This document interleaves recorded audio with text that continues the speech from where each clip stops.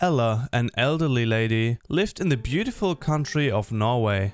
Norway is renowned for its rich heritage and numerous attractions, but what Ella particularly adored was the breathtaking beauty of the land, the vast plains, the crystal clear waters of the fjords, and the diversity of animals roaming the natural landscape made it one of the most stunning places in the world. Ella was grateful for the opportunity to live there. Despite being in her mid-70s, Ella still enjoyed taking walks and exploring the wilderness. She resided in a small cabin on the outskirts of tranquil town, and even though her nearest neighbor was just a short distance away, it felt as if she were in the middle of nowhere.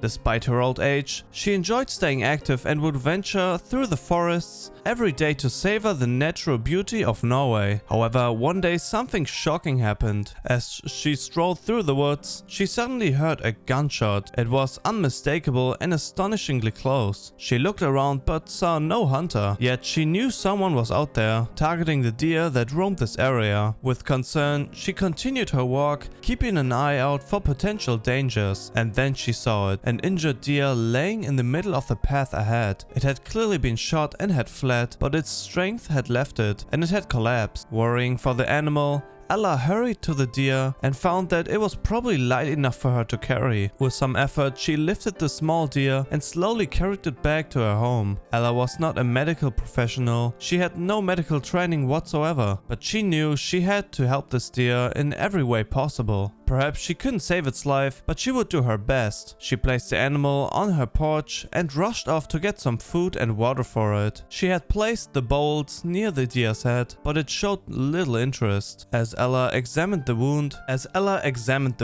she cleansed the area and dressed it with clothes and bandages that she had around the house. She even managed to coax the deer into taking some pain medication. She didn't know if regular pain medication would have any effect on the animal, but it was worth a try. She covered the deer with a warm blanket while it laid on her porch. Now all Ella could do was wait. She might have helped or maybe not. Now it all depended on luck and whether the deer would survive the night. With low hopes, Ella went to bed. To her surprise next morning, she not only found the deer alive,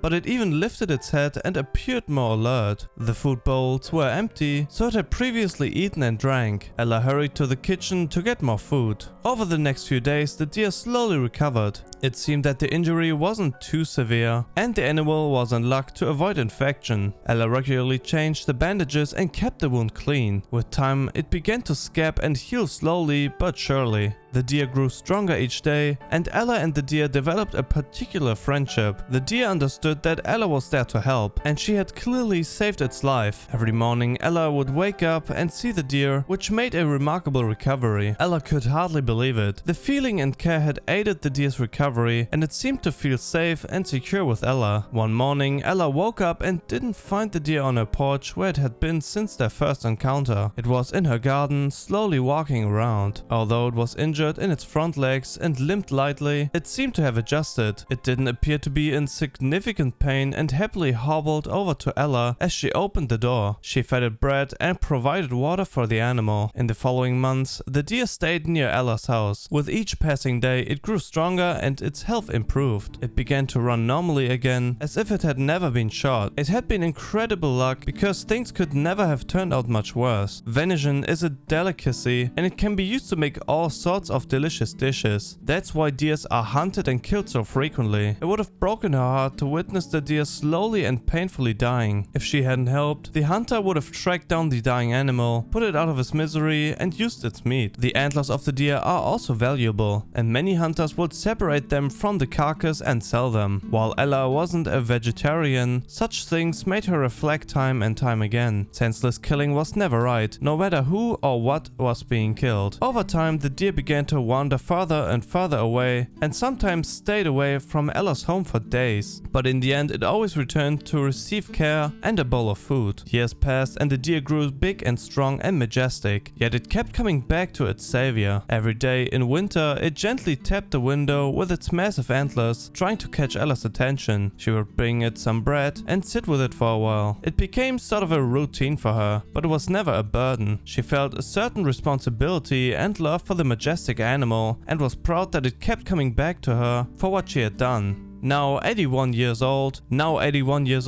Ella said about her relationship with the deer: "When it comes to the window, it stands there and waits for me. I see it trying to peek through the curtains before I open them. It waits outside until I come out and give it some bread or something similar. It's a very beautiful animal. Luckily, no one tries to harm it anymore because it's our friend. In the winter it comes to me more often. In summer and spring it doesn't appear as frequently because it travels far into the mountains. But I'm always happy to see it whenever it comes by. It truly loves being close to humans and continues to show its gratitude for what I've done." Of course, Ella would do everything the same way again. She was kind of a thoughtful and generous soul who loved and respected animals. The story of Ella and the injured deer teaches us that it's always worth showing compassion and helping other living beings. Even if we're not experts, we can do good and save lives through small acts. Sometimes, even just being there and offering comfort is enough. Ella proved that you're never too old to do good and that our actions can make a difference, even in such a vast and often cruel world.